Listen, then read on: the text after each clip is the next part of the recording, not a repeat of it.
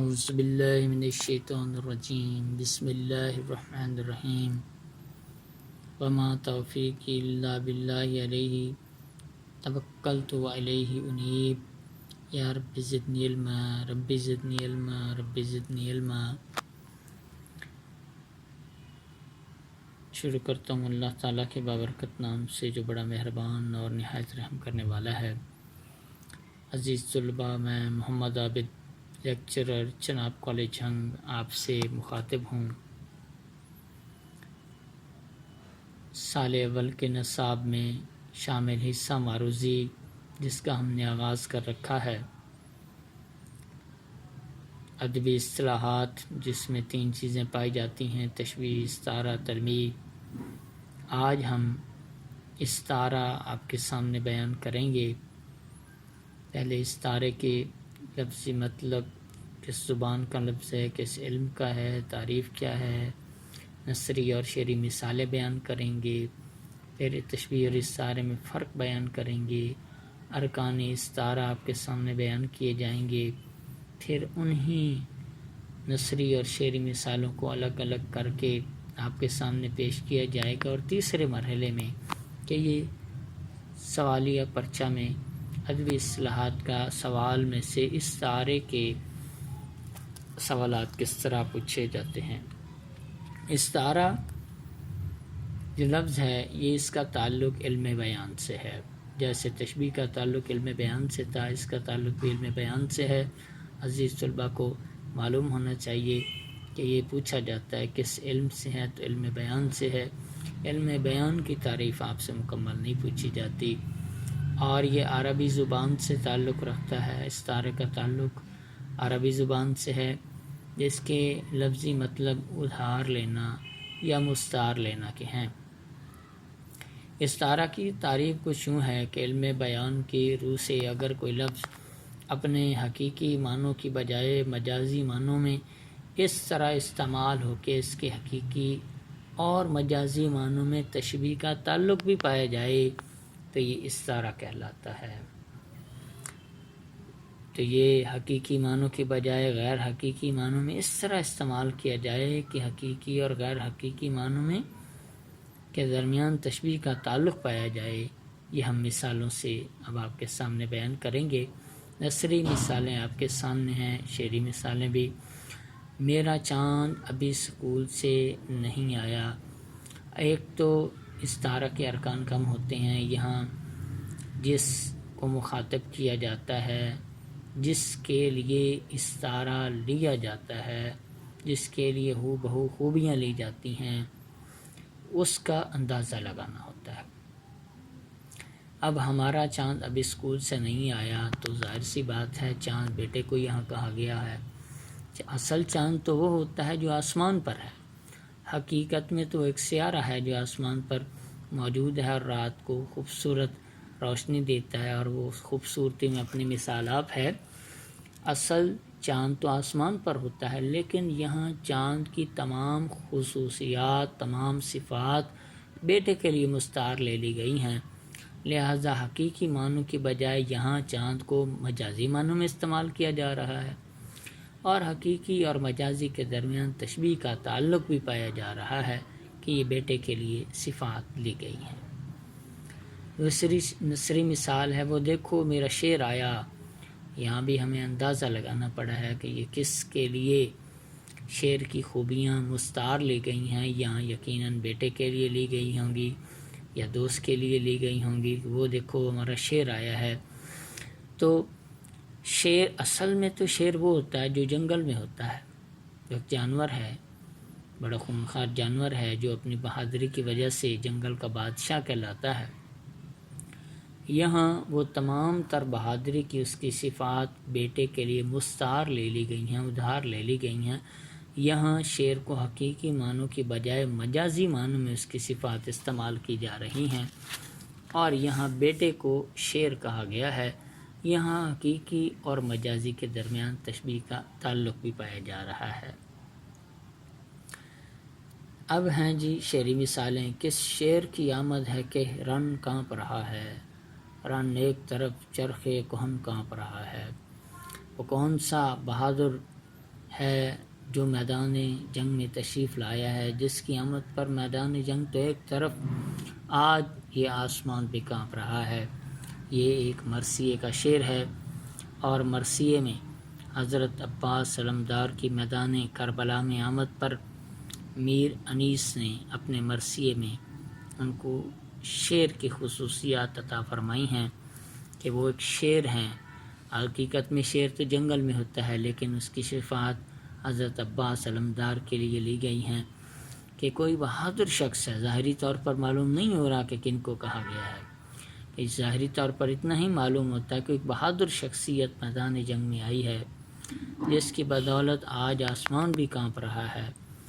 تو یہاں شیر جو جنگل کا جانور ہے، جنگل کا بادشاہ ہے، اس کی صفات یہاں کسی بہادر شخص کے طور پر پیش کی گئی ہیں، ہو بہو خوبیاں مستعار لی گئی ہیں۔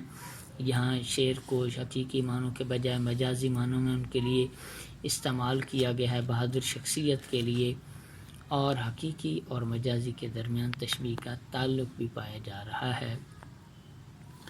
اگلا شعر ہے: پلکوں سے گر نہ جائیں یہ موتی سنبھال لو، دنیا کے پاس دیکھنے والی نظر کہاں۔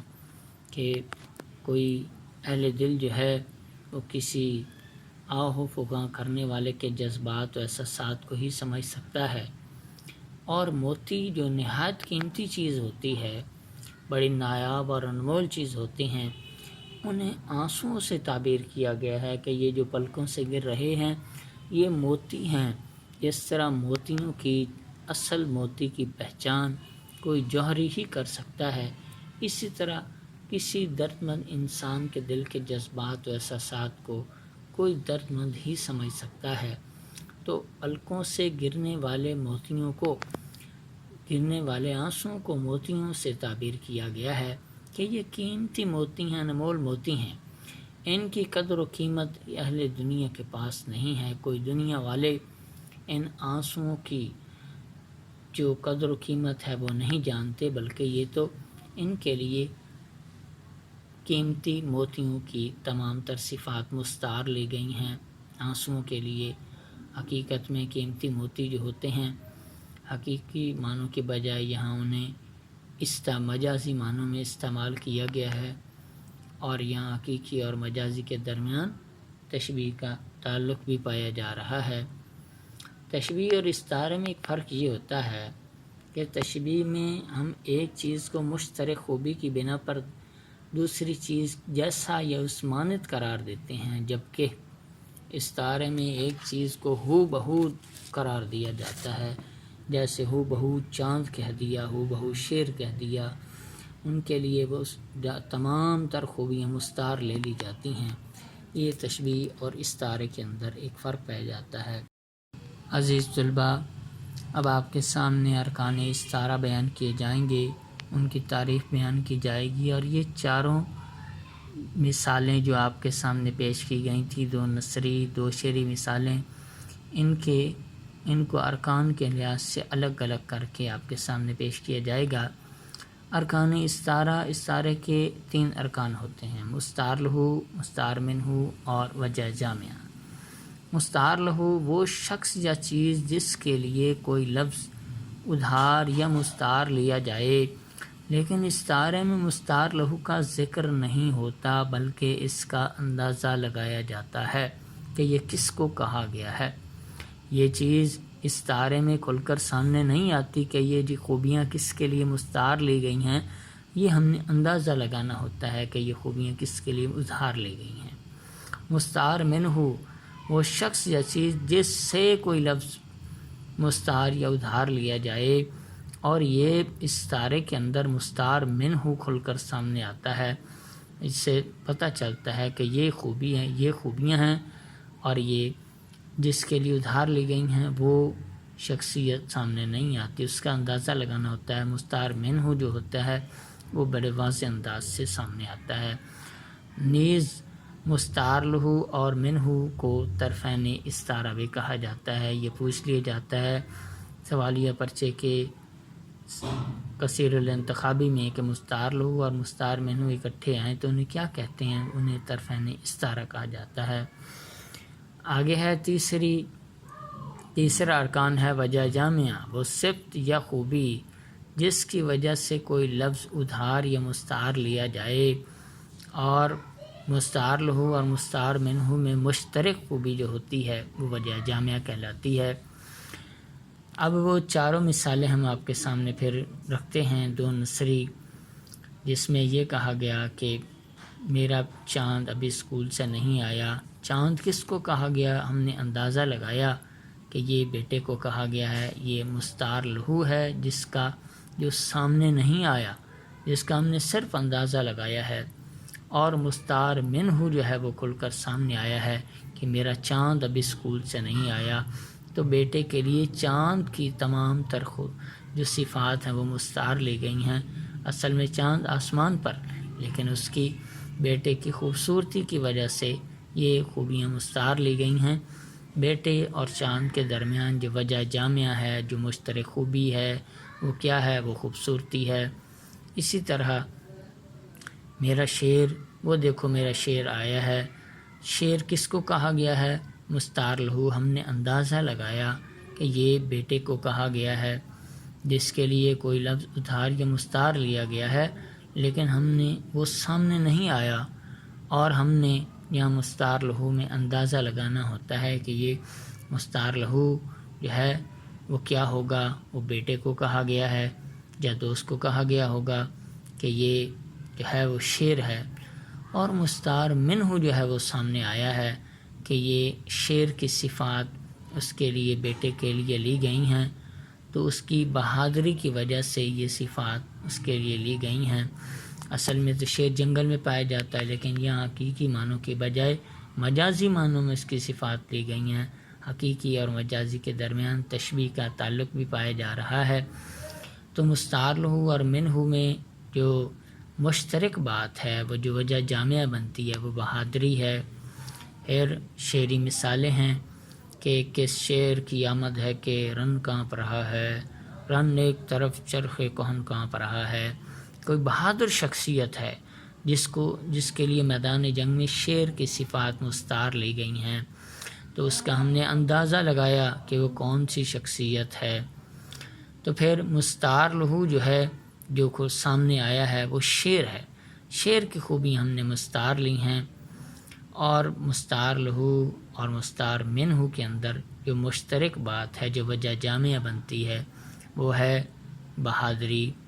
اسی طرح آنکھوں سے گر نہ جائیں موتی سنبھال لو، دنیا کے پاس دیکھنے والی نظر کہاں، تو یہ موتی کا لفظ سامنے آیا ہے، مستعار منہو جو سامنے آیا ہے۔ پھر ہم نے اندازہ لگایا کہ یہ قیمتی موتی جو پلکوں سے گر رہے ہیں کس کو کہا گیا ہوگا؟ تو یہ آنسوں کو کہا گیا ہے۔ تو وہ چیز جس کا اندازہ لگایا جائے، جو کھل کر سامنے نہیں آتی، مستعار لہو ہے۔ تو جس کے لیے کوئی لفظ ادھار لیا گیا ہے، تو وہ آنسوؤں کے لیے ادھار لیا گیا ہے انمول قیمتی موتی کا لفظ، اور انمول قیمتی جس طرح ہے اس کی قدر و قیمت نایاب ہوتی ہے، اسی طرح یہ آنسو جو ہیں وہ نایاب ہیں، اور ہم نے اندازہ لگایا کہ یہ آنسوؤں کو کہا گیا ہوگا۔ اب مستعار لہو اور مستعار منہو میں جو مشترک بات ہے وہ کیا ہے؟ وہ چمک ہے، کہ جو موتی ہوتا ہے وہ اپنی اصل چمک دمک کے لحاظ سے پہچانا جاتا ہے، اور آنسو جو ہوتے ہیں وہ بھی موتیوں کی طرح چمکدار ہوتے ہیں، اور شاعر نے ان آنسوؤں کو اصل موتیوں سے تعبیر کیا گیا ہے۔ اصل موتی کی تمام صفات آنسوؤں کے لیے مستعار لے لی گئی ہیں۔ موتی کی چمک اور آنسوؤں کی قطروں کی چمک جو ہے، یہ وجہ جامع ہے، جو دونوں میں ایک مشترک خوبی کے طور پر استعمال کیا گیا ہے۔ عزیز طلباء، اب ہم آپ کے سامنے یہ حصہ معروضی سوالیہ پرچے میں کس انداز سے آتا ہے وہ پیش کریں گے۔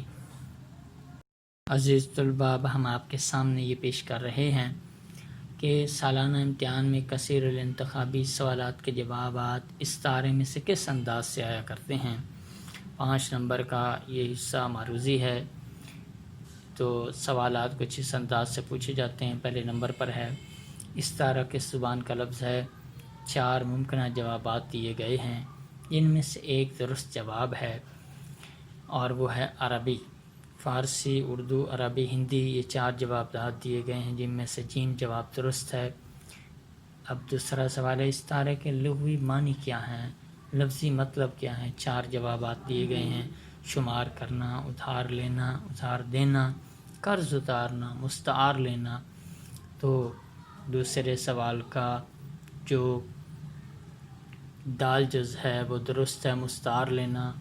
اور تیسرا سوال ہے وہ شے جس سے کوئی لفظ مستعار لیا جائے، اس کے 4 ممکنہ جوابات ہیں، مستعار منہ، استعارہ، مستعار لہ، جوجہ جامعہ۔ تیسرے کا الف جز جو ہے وہ درست جواب ہے، مستعار منہ وہ شے جس سے کوئی لفظ مستعار لیا جائے۔